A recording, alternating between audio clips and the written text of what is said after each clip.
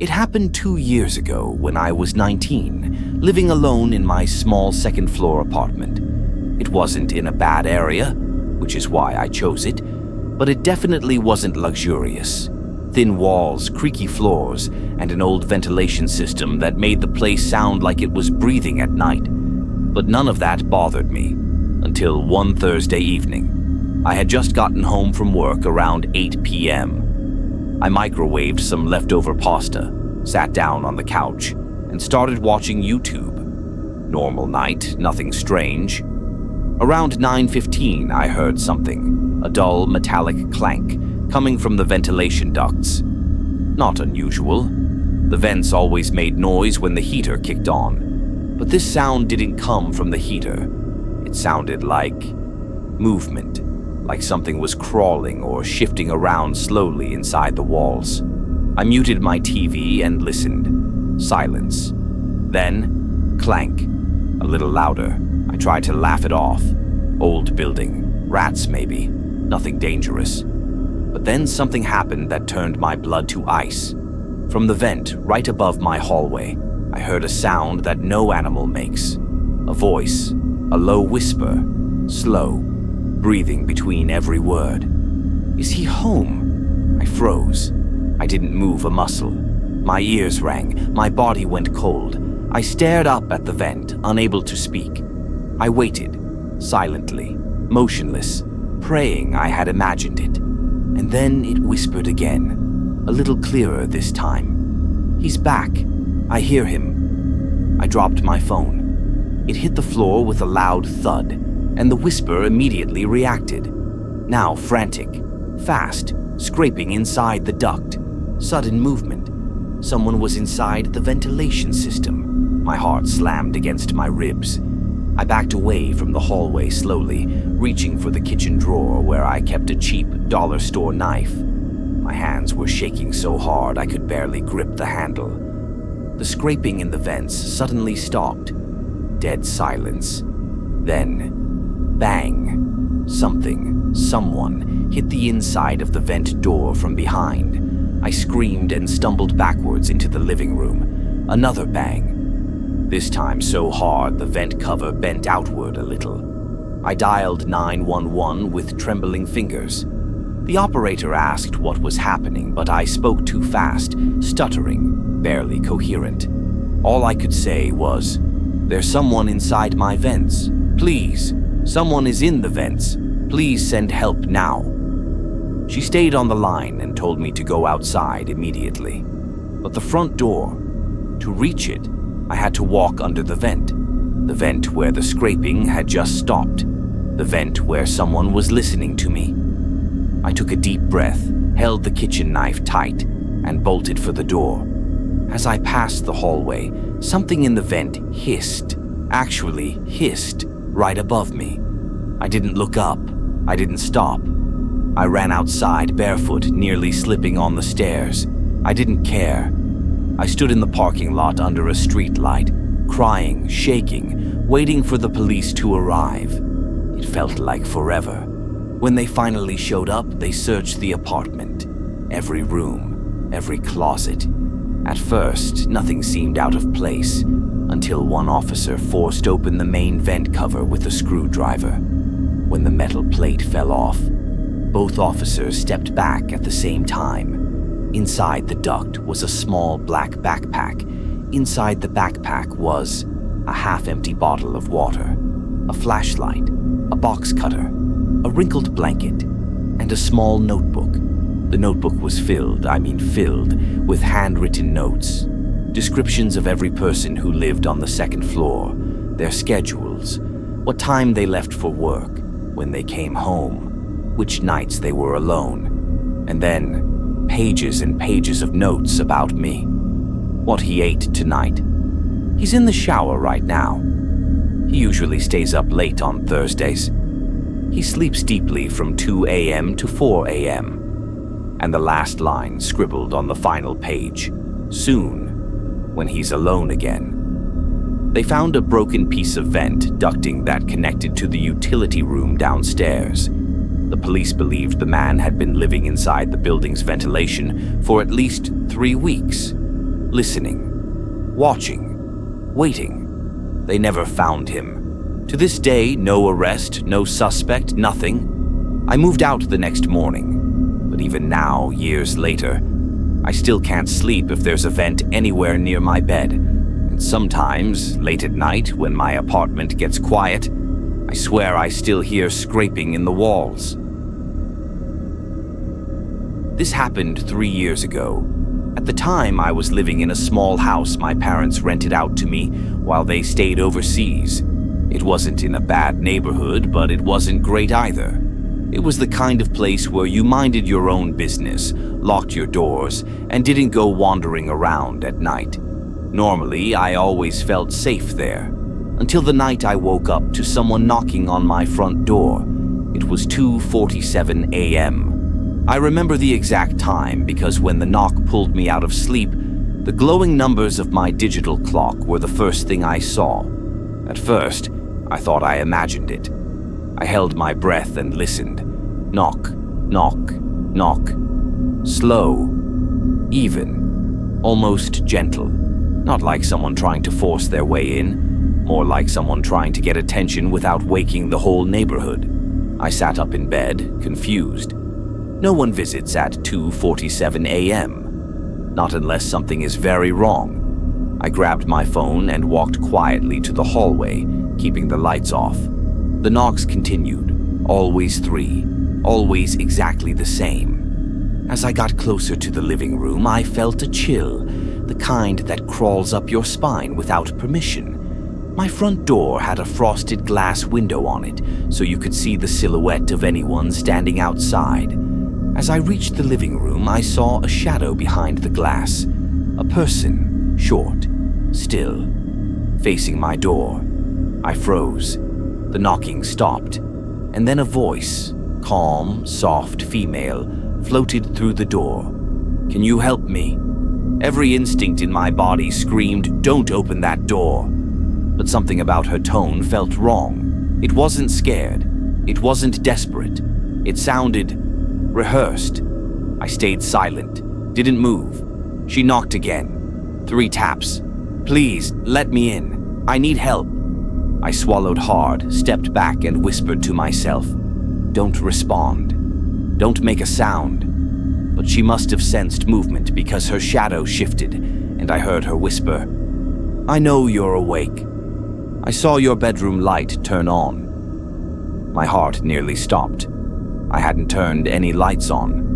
Not a single one. So how did she know I was awake?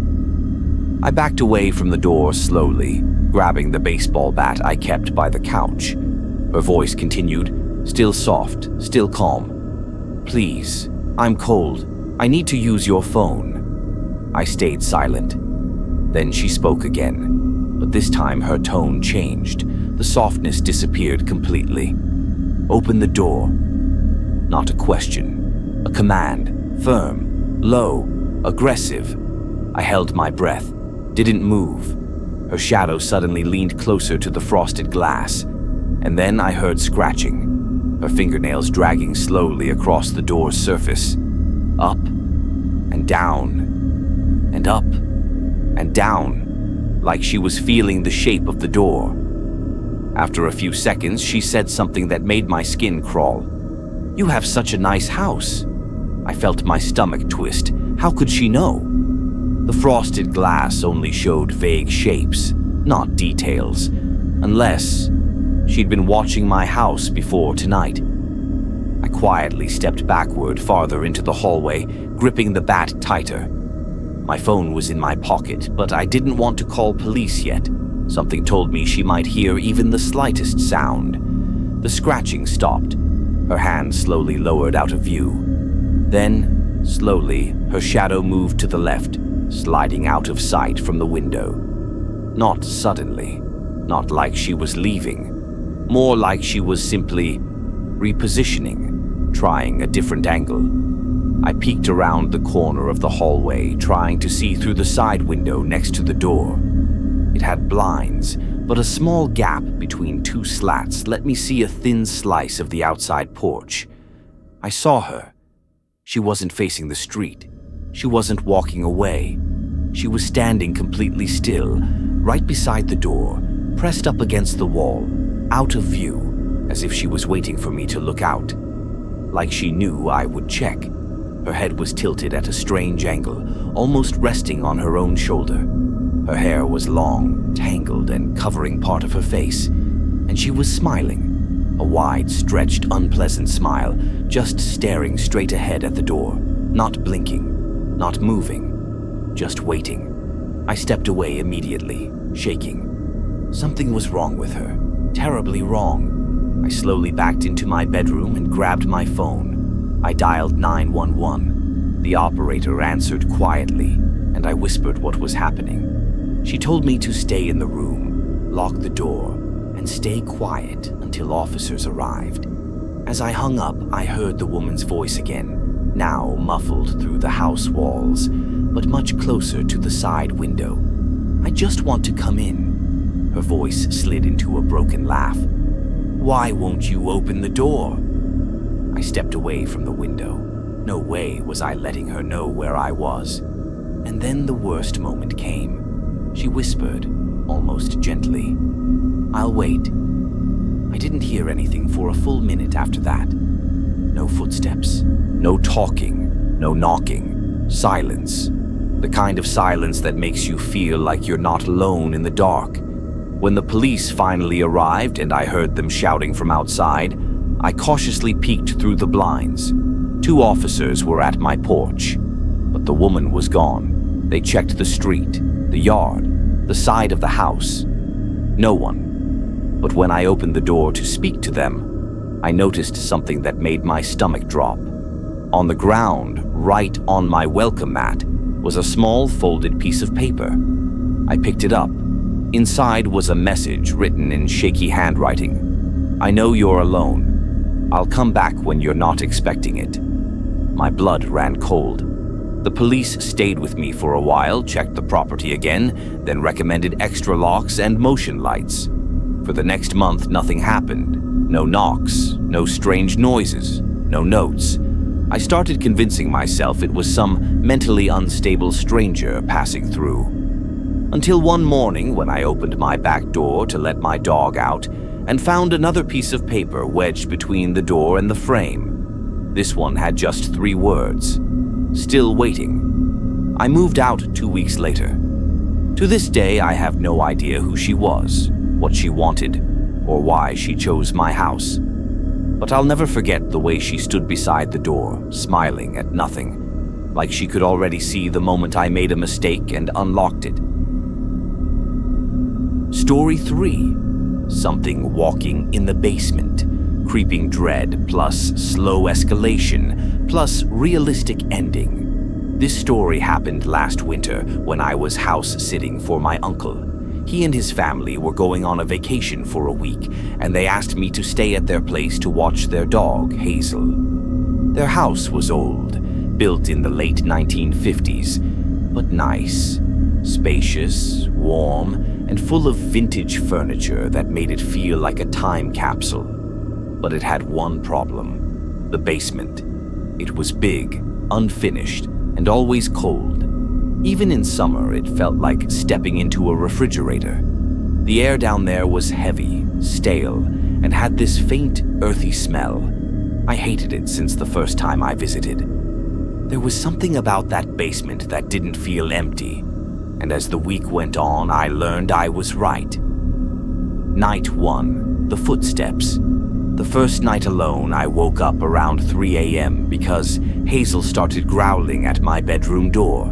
At first, it was low, quiet, like she was dreaming. But then it grew louder, sharper, until she stood up on all 4s, ears perked, staring at the door like something was on the other side.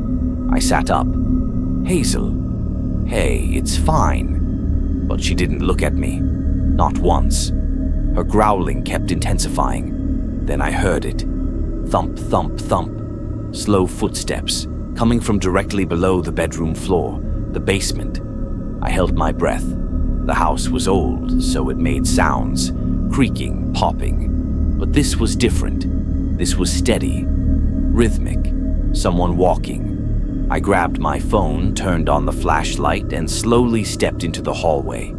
Hazel stayed behind me, still growling. The house was dead silent.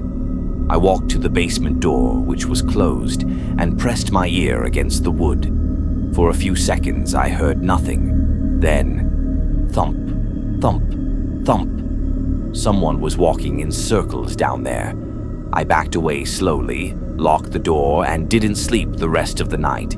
Night 2, the breathing. The second night wasn't any better. Around 2 a.m., Hazel barked sharply at the exact same spot, the basement door. This time, I didn't approach it. I stayed in the hallway, heart pounding, watching the doorknob. And then I heard something that still gives me chills to this day. Breathing. Slow, heavy breathing, coming from the other side of the basement door. Deep inhale, long exhale, over and over.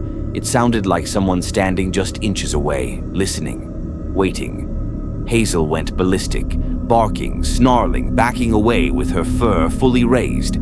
I grabbed a kitchen knife and called my uncle. He picked up, half asleep, and I frantically told him what was happening. He said something I'll never forget. "Don't go down there, just stay upstairs and keep the door closed." Not call the police, not check it out, just don't go down there. I asked him why. He said he'd explain in the morning. He sounded scared. I stayed awake until sunrise. Night 3. The door opens. The next morning, my uncle called and explained. Turns out the previous owner of the house, an elderly man, had a habit of going down to the basement at night and walking around. He said it helped him think. But in the man's final years, he developed severe dementia. Sometimes he forgot where he was. Sometimes he wandered into neighbors' yards. And sometimes he forgot he no longer lived. He died in that house, alone, in the basement. My stomach twisted, but my uncle tried to reassure me. He said the footsteps were probably pipes expanding, the breathing maybe the furnace, and Hazel was just reacting to my fear. I didn't believe him. That night, the third night, would prove me right. It was around 3:20 a.m. when I woke up to a loud creak. Hazel barked instantly, sprinting to the hallway. I ran after her, and there it was. The basement door was wide open. I froze. I know I had locked it that night. I remember feeling the click. But now, the door stood open, revealing nothing but darkness and a staircase that descended into pitch black. The air pouring out of the basement felt ice cold, as if the temperature dropped 20 degrees. Hazel refused to go near it. She whimpered and hid behind my legs. I called out, "Hello, who's down there?" My voice echoed in the darkness. No answer, only silence.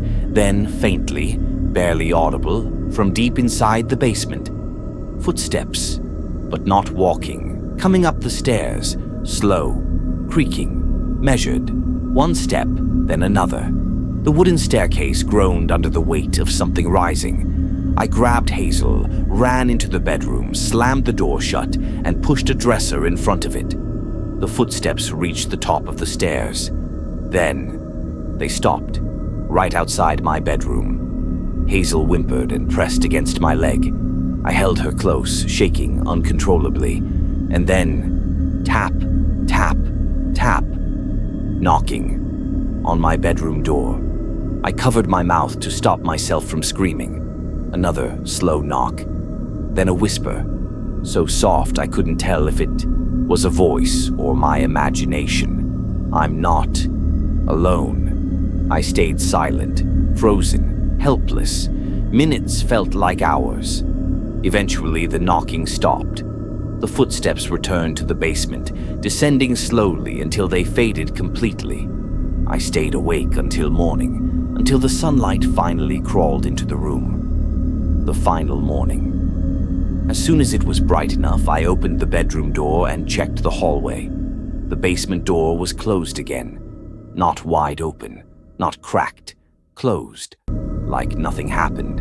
Hazel was glued to my legs, trembling. I walked cautiously toward the door and noticed scratches near the doorknob. Not old scratches, fresh ones, like fingernails had dragged across the wood, trying to find a way in. I packed my bags immediately, loaded Hazel into my car, and left. When my uncle returned, he called me, confused about why I left early. When I told him everything, he didn't say, "You imagined it."